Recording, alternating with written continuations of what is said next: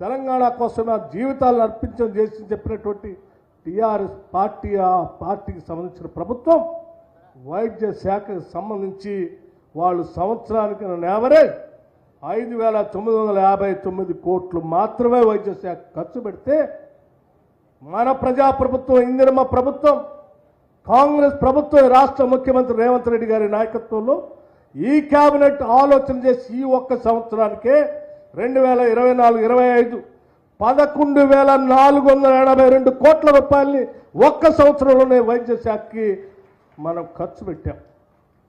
ఎక్కడ 5,959 కోట్లు, ఎక్కడ 11,482 కోట్లు అంటే ఒక్కటేసారి డబల్ చేసి ఈరోజు రాష్ట్ర ప్రజల వైద్యం కోసం రాష్ట్ర ప్రభుత్వం ఎంత చిత్తశుద్ధిగా ఉందో అని చెప్పడం కోసమే నేను ఈ లెక్కలు మీ ద్వారా రాష్ట్ర ప్రజలకు తెలియాలని చెప్పే నేను చెప్తా ఉన్నాను. ఎందుకంటే మొన్న సభ పెట్టుకొని బయటకు వచ్చి వరంగల్లో అడ్డగోలు మాట్లాడి ఈ రాష్ట్రంలో అన్ని వైఫల్యం చెందామని చెప్పినటువంటి పెద్ద మనుషులకి ఈ లెక్కలు తెలియాలని నేను చెప్తా ఉన్నాను. నిజంగా మీకు రాష్ట్ర ప్రజల మీద ఏమాత్రం ప్రేమ ఉన్నా మీరు వైద్య శాఖకు సంబంధించి ఈ రకంగా గాలికి వదిలేసేవాళ్ళు కాదు.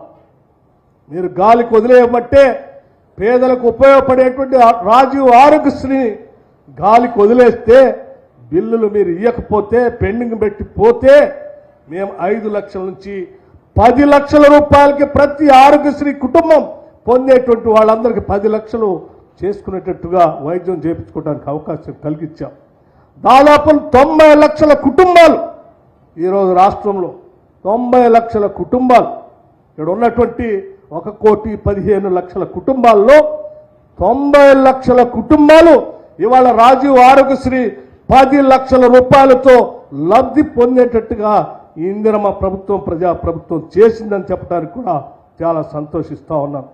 ఒక్కసారి రాజీవ్ ఆరోగ్యశ్రీకి సంబంధించే ఆనాటి ప్రభుత్వం పేదలంతా గాలికి వదిలేస్తే ఈరోజు మేము పెద్ద ఎత్తున ఒక్కసారి ఆలోచన చేయండి.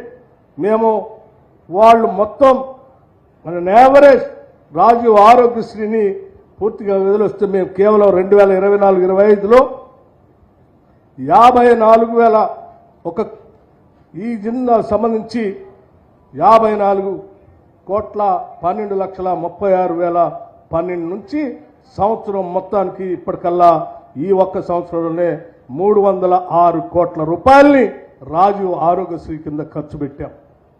306 కోట్ల రూపాయలు 16,35,787 కోట్ల రూపాయలు బహుశా ఈ రాష్ట్ర చరిత్రలో ఇంతవరకు పెద్ద ఎత్తున రాజీవ్ ఆరోగ్యశ్రీ కోసం ఖర్చు పెట్టలేదు. ఇది పేదల పక్షాన ఈ రాష్ట్ర ప్రభుత్వానికి ఉన్నటువంటి ఆలోచన. ఈ ఆలోచన మీ ద్వారా రాష్ట్ర ప్రజలకు తెలియజేస్తూ ఉన్నాం.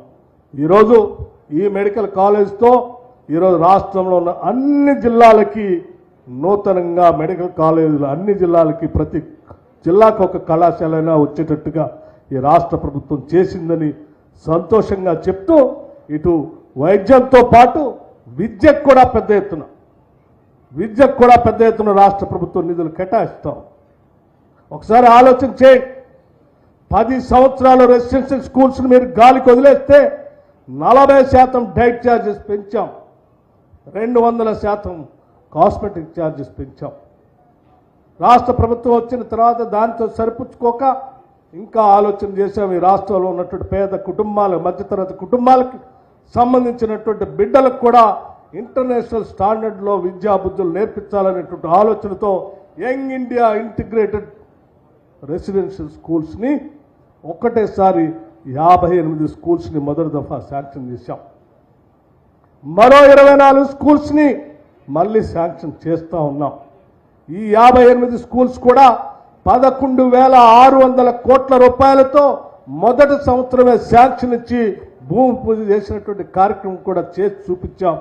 ఈ రకంగా విద్యార్థుల కోసం ఇటు విద్యపరంగా ఇటు పేద ప్రజల కోసం వైద్యపరంగా కూడా పెద్ద ఎత్తున చేస్తూ పేదలందరి కోసం సంక్షేమాన్ని ముందుకు తీసుకొని పోవాలనేటువంటి ఆలోచనతో దాదాపు 22,500 కోట్ల రూపాయలతో 4,50,000 ఇందిరమ్మ ఇళ్లను కూడా ఈ సంవత్సరమే శాంక్షన్ చేసి ముందుకు పోతా ఉన్నాం.